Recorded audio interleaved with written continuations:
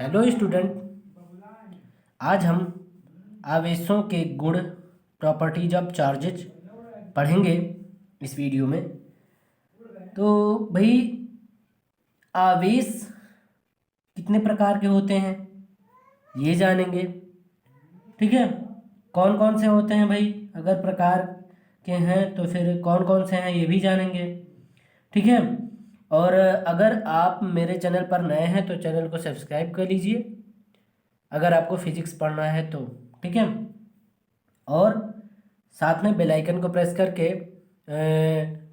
All button पर press करिए तो नोटिफिकेशन के माध्यम से आपको वीडियो की जानकारी मिल जाएगी। ठीक है, अब हम देर नहीं करेंगे।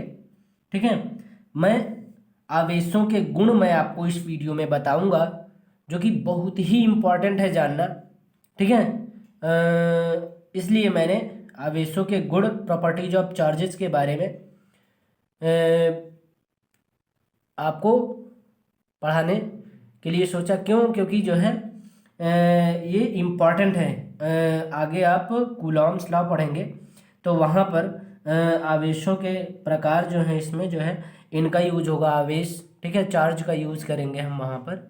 ठीक है, तो इसलिए नहीं तो मैं आवेशों के गुण ना पढ़ा करके मैं सीधा कूलॉम्स लॉ पढ़ाने लगता। ठीक है, लेकिन मुझे लगा कि ये इम्पॉर्टेंट पॉइंट है। ठीक है, इसलिए मैंने आपको पढ़ाने का प्रयास किया है। ठीक है, आप लोग नोट्स बनाते चलिए साथ में। ठीक है, तो पहला पॉइंट है इसका भाई, बहुत ही इम्पॉर्टेंट पॉइंट है और आप लोग नोट्स बनाते चलिए। तो आवेश, ध्यान से सुनिएगा, आवेश जो है वो दो प्रकार के होते हैं। आवेश दो प्रकार के होते हैं। कितने प्रकार के भाई? दो प्रकार के। ठीक है, आवेश दो प्रकार के होते हैं। मैंने क्या बताया कि आवेश कितने प्रकार के होते हैं और कौन कौन से होते हैं।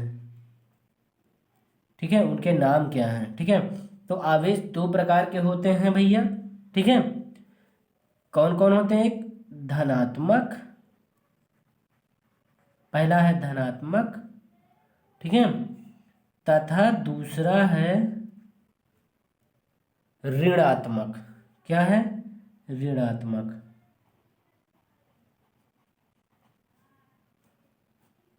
ओके, पहला धनात्मक और दूसरा ऋणात्मक है। समझ गए ना? तो आवेश हमारे पास दो प्रकार के होते हैं, पहला धनात्मक है और दूसरा ऋणात्मक। समझ गए ना? अब इसका इम्पॉर्टेंट पॉइंट है कि भाई धनात्मक तथा ऋणात्मक। ठीक है, तो मैं आपको फिगर में समझाता हूँ, ध्यान से समझिएगा, बहुत ही इम्पॉर्टेंट है। फिर इसके बाद थियरी बताऊंगा। ठीक है, अब आप यहीं पर देख लीजिए, बहुत ही इम्पॉर्टेंट पॉइंट है। ठीक है, अब मैं आपको बताऊंगा कि ये धनावेश है और ये भी धनावेश। मतलब क्या कि इधर यहाँ पर भी धनावेश है और यहाँ पर भी धनावेश। अब कुछ हमारी बात समझ में आ रही है? कुछ मेरे कहने से पहले आपके बात कुछ स्टूडेंट्स होंगे जो इनको समझ में आ गए होंगे और कुछ स्टूडेंट्स होंगे जिनके समझ में नहीं आया होगा। सॉरी। ठीक है, तो मैं अगले पॉइंट की बात कर रहा हूं, मैं प्रॉपर्टीज ऑफ चार्जेज में, कि समान प्रकृति के आवेश हैं ये। समझ गए ना हमारी बात? ये धन और ये धन मतलब समान प्रकृति के जो आवेश हैं। ठीक है, इनके बीच, ठीक है, इसके और इसके बीच जो है, ठीक है, मतलब इनके दोनों के मध्य जो है बल कैसा कार्य करेगा भाई? प्रतिकर्षण बल कार्य करेगा। समझ गए बात को हमारी? जो सजातीय होंगे मतलब समान, ठीक है, समान प्रकृति के आवेश होंगे दोनों, तो इन दोनों के बीच जो है प्रतिकर्षण बल लगेगा। यहां पर हम राइट कर दे रहे हैं, प्रतिकर्षण बल लगेगा। कैसा बल लगेगा भैया? प्रतिकर्षण बल। कब? जब सजातीय मतलब समान प्रकृति के आवेश हो तो। याद रखना, इसको शॉर्ट में है समान प्रकृति के आवेश।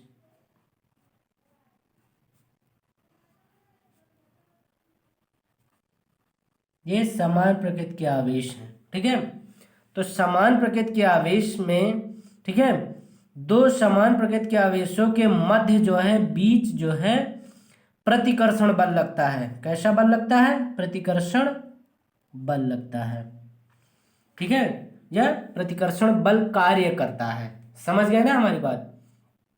और यहीं पर आप समझ लीजिए, बहुत ही इंपॉर्टेंट पॉइंट है, ठीक है। यहीं पर आप समझ लीजिए क्या कि भाई धनावेश और ऋणावेश, क्या धनावेश और ऋणावेश, अब आप यहीं पर समझ लीजिए, बहुत ही इंपॉर्टेंट पॉइंट है। अब यहां पर आप समझ लीजिए कि भाई धनावेश एक और एक मैंने ले लिया ऋणावेश, तो यहां पर क्या हो गया, एक चार्ज क्या है, धन है, और दूसरे का माइनस है। तो यहां पर क्या हुआ, विपरीत प्रकृति के आवेश हैं। यहां पर क्या, विपरीत प्रकृति के आवेश हैं, और विपरीत प्रकृति के आवेशों के बीच जो है क्या, आकर्षण बल लगेगा। क्या? आकर्षण बल, आकर्षण बल लगता है, ठीक है। और यहां पर एक पॉइंट और लिखना है कि विपरीत प्रकृति के, ठीक है, विपरीत प्रकृति के आवेश हैं यहां पर। क्या? विपरीत प्रकृति के आवेश,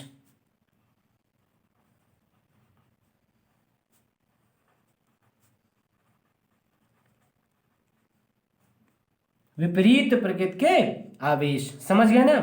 तो जब विपरीत प्रकृति के आवेश होंगे तो इनके बीच जो है आकर्षण बल लगेगा, या आकर्षण बल कार्य करता है, ठीक है। देखिए एरो मैंने लगा रखा है, दोनों अंदर की तरफ है एरो, ठीक है। लेकिन अगर आपको हम दिखाएंगे समान प्रकृति के आवेशों के बीच जो है प्रतिकर्षण बल, मतलब दोनों दूर जा रहे हैं। आकर्षण बल का मतलब दोनों पास आ रहे हैं, मतलब दोनों चिपक जा रहे हैं, ठीक है। दोनों अपनी तरफ आकर्षित हो रहे हैं, दोनों पास आ रहे हैं, एक दूसरे के पास आ रहे हैं, ठीक है। लेकिन समान प्रकृति के आवेशों के बीच प्रतिकर्षण बल का मतलब दूर जा रहे हैं। मैं आपको उसको भी दिखाता हूं, ठीक है। तो आई होप कि आपको ये फिगर समझ में आ गया होगा कि विपरीत प्रकृति के आवेशों के बीच जो है आकर्षण बल लगता है, ठीक है।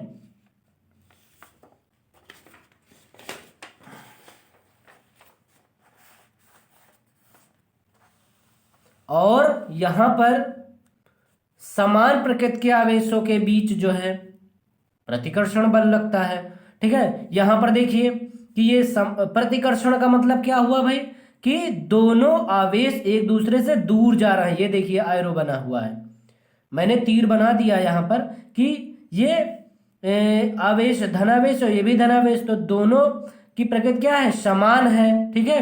तो दोनों एक दूसरे से क्या हो रहे हैं, दूर जा रहे हैं, मतलब दूर जा रहे हैं एक दूसरे से, ठीक है। और दूर जा रहे हैं मतलब प्रतिकर्षण बल कार्य करता है, ठीक है। तो आई होप कि आपको ये समझ में आ गया होगा। अब मैं इसकी थियरी आपको बताता हूँ, लिखता हूँ, ठीक है। और आप लोग नोट्स बनाते चलिए साथ में, और ये फिगर भी बनाते चलिए। यहाँ पर दूसरा पॉइंट जो है मैंने फिगर में आपको समझा ही दिया है, वही दूसरा पॉइंट है कि समान प्रकृति के आवेशों के बीच प्रतिकर्षण बल कार्य करता है। लिखना भी पड़ेगा आपको, अगर पेपर में पूछा गया कि भाई आवेशों के गुण लिखिए, ठीक है। वैद्युत आवेश क्या होता है, आवेशों के गुण भी लिखिए, ठीक है। तो गुण लिखना पड़ेगा ना, ठीक है। तो आप थियोरी भी लिखनी होगी, आपको फिगर भी बना के समझाना होगा, ठीक है। तो समान प्रकृति के आवेशों के बीच प्रतिकर्षण बल कार्य करता है। और तीसरे पॉइंट में विपरीत प्रकृति के आवेशों के बीच आकर्षण बल कार्य करता है। यही इसी के नीचे आप फिगर बना लीजिएगा, ठीक है। चौथे पॉइंट में है, बहुत इंपॉर्टेंट है, इसके दो पार्ट हैं चौथे पॉइंट के, ठीक है। किसी वस्तु को आवेशित करने पर उसका द्रव्यमान बदलता है। इनको लर्न कर लीजिएगा पॉइंट्स को, ठीक है। तो क्या कहा गया कि किसी वस्तु को आवेशित करने पर उसका द्रव्यमान बदलता है। भाई चलिए कंडीशन देखते हैं ए पॉइंट में कैसे। वस्तु को ऋणावेशित करने पर वस्तु में बाहर से इलेक्ट्रॉन प्रवेश करते हैं। अब यहां पर समझ लीजिए ये ए पॉइंट, इन्होंने क्या कहा कि वस्तु को ऋणावेशित करने पर, ध्यान से सुनिएगा, ऋणावेशित करने पर वस्तु में बाहर से इलेक्ट्रॉन प्रवेश करते हैं। इसका मतलब क्या हुआ कि आप ऋणी हो गए, ध्यान से सुनिएगा, एग्जाम्पल के तौर पे मैं आपको समझा रहा हूं। आप ऋणी हो गए, ठीक है, मतलब आपने लोन लिया है किसी से, ठीक है, तो कहने का मतलब क्या है, आपने पैसे लिए हैं किसी से, तो वो क्या कर रहे हैं भाई, आपके पास क्या है, बाहर से प्रवेश करते हैं, आपके हाथ में पैसे बाहर से प्रवेश करते हैं, तभी तो आप ऋणी हुए। समझ रहे हैं बात को? ये यहां पर इलेक्ट्रॉन का जो केमिस्ट्री का पार्ट है वो यहां पर लागू हो रहा है, तो समझिए यहां पर, ठीक है। वस्तु को ऋणावेशित करने पर वस्तु में बाहर से इलेक्ट्रॉन प्रवेश करते हैं। इसका मतलब क्या हुआ कि आपने किसी से ऋण लिया है, धन लिया है आपने किसी से, तो आप ऋणी हो गए हैं, आपके ऊपर ऋण चिन्ह लग गया है, ठीक है, आपके ऊपर ऋण चिन्ह लग गया है। तो वही बताया जा रहा है कि वस्तु को ऋणावेशित करने पर वस्तु में बाहर से इलेक्ट्रॉन प्रवेश करते हैं, मतलब बाहर से धन आता है आपके पास, तो आपके ऊपर ऋण चिन्ह लग गया, ठीक है। अतः वस्तु का द्रव्यमान बढ़ता है। क्या होता है भैया? बढ़ता है।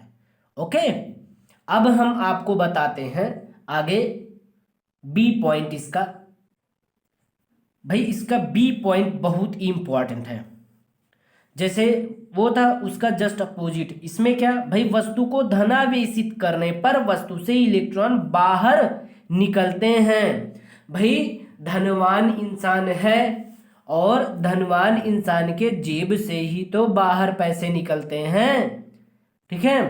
तो धनवान इंसान से ही तो गरीब इंसान अगर पैसे या फिर उसकी ज़रूरत पड़ी, उसको पैसे की ज़रूरत पड़ी गरीब इंसान को, तो वो धनवान के पास ही तो जाएगा धन मांगने। तो वो ऋणी हो जाएगा, कहेगा भाई साहब, या फिर कहेगा मालिक, या फिर कहेगा सेठ, ऐसा कुछ, ऐसे ही लोग कुछ होते हैं, ठीक है। तो ऐसे ही बोलता है वो बंदा, गरीब बंदा, कि भाई आप जो है हमको इतने पैसे दे दीजिए, मैं आपको इतने दिन में चुका दूंगा। या फिर वो बंदा नहीं देता है तो वो कुछ कहता है कि भाई खेत रख दो अपने, इनके इतने दिन पे इतने दिन तक आप करो, फिर उसके बाद जब पैसे हो जाएंगे तो हम आपको पैसे वापस कर देंगे और आप मुझे खेत वापस कर देना। ऐसे या फिर कुछ कंडीशंस होती हैं, कुछ वस्तुएं दे देते हैं, ठीक है। और कुछ लोग तो धन दे देते हैं, मतलब पैसा दे देते हैं और विश्वास के साथ कहते हैं कि भाई इतने दिन में वापस कर देंगे, तो हम वापस कर देंगे, ठीक है। तो यहाँ पर बस समझने की बात यह है कि वस्तु को धनावेशित करने पर वस्तु से इलेक्ट्रॉन बाहर निकलते हैं, ठीक है। तो यहाँ पर क्या था, ऋणावेशित हुआ, तो इसका मतलब बाहर से धन ले आया, मतलब इनके अंदर प्रवेश करते हैं इलेक्ट्रॉन। और यहाँ पर वस्तु को धनावेशित करने पर मतलब भाई ये धनवान है, धन से पैसा मांग रहा है गरीब इंसान, तो ये धनवान है तो इनके ऊपर धन चिन्ह लगा हुआ है ना। तो वस्तु को धनावेशित करने पर, धन चिन्ह लगाने पर वस्तु से इलेक्ट्रॉन बाहर निकलते हैं, मतलब वस्तु से या फिर धनवान इंसान से पैसे बाहर निकलते हैं, ठीक है। अतः वस्तु का द्रव्यमान घटता है। यहाँ पर इस कंडीशन में वस्तु का द्रव्यमान क्या होता है, घटता है भाई, ठीक है। तो आगे चलते हैं पांचवें पॉइंट पे, बहुत ही इंपॉर्टेंट पॉइंट है। इसका पांचवा पॉइंट जो है बहुत ही इंपॉर्टेंट है। इन्होंने बताया इसमें क्या कि आवेशित वस्तुओं के बीच आकर्षण तथा प्रतिकर्षण बल कार्य करता है, ठीक है। आवेशित वस्तुओं के बीच आकर्षण तथा प्रतिकर्षण बल कार्य करता है, जो मैंने आपको फिगर में बताया था कि समान आवेशों के बीच क्या प्रतिकर्षण बल कार्य करता है भाई, प्रतिकर्षण बल कार्य करता है। और विपरीत आवेशों के बीच वही आकर्षण बल कार्य करता है, ठीक है। तो वही पांचवें पॉइंट में बताया गया है, डायरेक्ट बता दिया गया यहाँ पर कि आवेशित वस्तुओं के बीच आकर्षण तथा प्रतिकर्षण बल कार्य करता है। और ये चीज तो मैं वहां पर भी बता चुका हूं, ठीक है, लर्न कर लेना ये सारे पॉइंट्स। 6 पॉइंट भी इंपॉर्टेंट है कि आवेशित वस्तु तथा उदासीन वस्तु, आवेशित वस्तु तथा उदासीन वस्तु के बीच सदैव आकर्षण बल लगता है। याद रखना, आवेशित वस्तु तथा उदासीन वस्तु के बीच सदैव आकर्षण बल लगता है। इससे स्पष्ट है कि दो वस्तुओं के बीच प्रतिकर्षण ही उनके आवेशित होने का निश्चित प्रमाण है। ठीक है, दो वस्तुओं के बीच प्रतिकर्षण ही उनके आवेशित होने का निश्चित प्रमाण है, आकर्षण नहीं। ठीक है, तो ये जितने भी पॉइंट्स मैंने बताए हैं इनको लर्न कर लेना, आप लोग राइट कर लेना, मतलब नोट्स बना लेना, और जो फिगर मैंने बनाए हैं फिगर भी आप बना लीजिएगा। ठीक है, और अब हम कूलॉम्स लॉ आपको नेक्स्ट लेक्चर में बताएंगे, नेक्स्ट वीडियो में बताएंगे आपको। ठीक है, और मैंने आपसे क्या कहा कि आप ये सारे पॉइंट्स तैयार करते चलिए साथ में। ठीक है, एग्जाम बहुत ज़्यादा टाइम नहीं है एग्जाम आने का। ठीक है, बस समय बीतता चला जाता है और हमको पता नहीं चलता है। एग्जाम हमारे सर पर आ जाता है, तब हम कहते हैं कि अरे इतना सारा रिवाइज करना है, पढ़ना है, फिर कुछ टॉपिक्स ऐसे हैं जो थोड़ा सा टफ है, उनमें थोड़ा सा टाइम लगेगा। तो ये सारी चीज़ें होती हैं, इसलिए जो नॉर्मली हैं, जो आसान चीज़ें हैं उसको आप रिवाइज करते रहो। इसका मतलब ये नहीं है भाई कि आपको आता है, भाई अच्छी बात है आपको आता है, लेकिन कुछ कुछ चीज़ें ऐसी होती हैं जो थोड़ा सा दिमाग से कभी कभी फिसल जाती हैं। ठीक है, तो कभी ज्ञान पर कभी घमंड मत करिएगा, हमेशा याद रखिए इस बात को। ठीक है, और आप लोगों के लिए ही ये क्लास चलाया है हमने। ठीक है, तो अभी मैं आपको नोट्स बनाकर पढ़ा रहा हूँ यहाँ पर। ठीक है, कुछ दिन बाद मैं आपको व्हाइट बोर्ड पर फिर सीधा मिलूंगा। ठीक है, तो वहीं पर पढ़ाऊंगा फिर आपको। ठीक है, तो इसलिए अभी मैं आपको नोट्स में ही पढ़ा रहा हूँ। ठीक है, तो आप लोग कंटिन्यू पढ़ते रहिए, क्लास लेते रहिए हमारी, और ज़्यादा से ज़्यादा शेयर करें वीडियो को आप लोग, और सब्सक्राइब करें, बेल आइकन पर प्रेस करके ऑल बटन पर प्रेस करिए, ताकि नोटिफिकेशन के माध्यम से आपको जानकारी मिल जाए वीडियो की कि ठीक है कि कितनी समय वीडियो आ रही है सर की। ठीक है, तो आप लोग तैयारी करते रहिए फिजिक्स की कंटिन्यू। मान लीजिए आप, क्या पता आप आईआईटी की तैयारी करते हो, कुछ स्टूडेंट नीट की तैयारी कर रहे हैं। ठीक है, तो कुछ टाइम बाद मैं आपको नीट या फिर आईआईटी की भी तैयारी करवाऊंगा। ठीक है, इसलिए अभी एक्चुअली हम भी तैयारी कर रहे हैं, इसलिए हमारे पास टाइम नहीं मिल रहा है। ठीक है, और बस आप लोगों की बस 2 क्लासें हमको करनी पड़ती हैं, इसलिए आप लोग कंटिन्यू तैयारी करते रहिए, क्योंकि आप लोगों के लिए ही समय मैं निकालता हूँ पढ़ाने के लिए। ठीक है, तो ऑल द बेस्ट। ठीक है, अब हम नेक्स्ट वीडियो पे मिलेंगे, नेक्स्ट लेक्चर पे।